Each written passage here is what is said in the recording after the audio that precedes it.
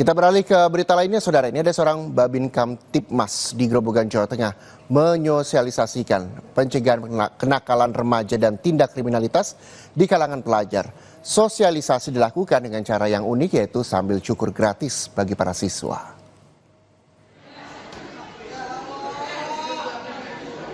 Beragam cara dilakukan kepolisian untuk mencegah kenakalan remaja dan tindak kriminalitas di kalangan pelajar. Bribtu Ansori, seorang Babin Kamtibmas di Grobogan, Jawa Tengah, mengunjungi sekolah-sekolah untuk menyosialisasikan pencegahan kenakalan remaja dengan cara yang unik. Dengan keterampilannya mencukur rambut, Bribtu Ansori mendekatkan diri kepada para remaja.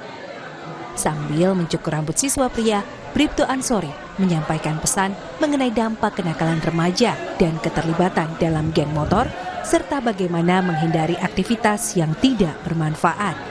Kegiatan ini sudah dilaksanakan Bribtu Ansori selama 8 bulan. Ia rutin mengunjungi sekolah-sekolah di Kecamatan Gubuk. Cukur rambut oleh Bribtu Ansori diberikan kepada para siswa secara gratis. Yang pertama, kita berusaha untuk mengajak anak-anak itu untuk tambah disiplin.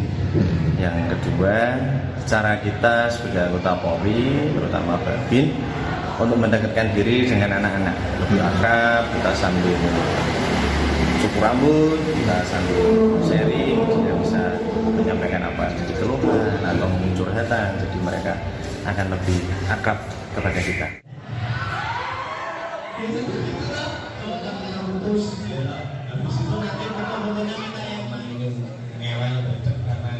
Program seperti ini perlu diadakan. Kalau ada dari luar, ya terima kasih, terutama dari Polsek Gubuk. Terima kasih karena adanya program ini, ada kerjasama pembinaan untuk anak-anak.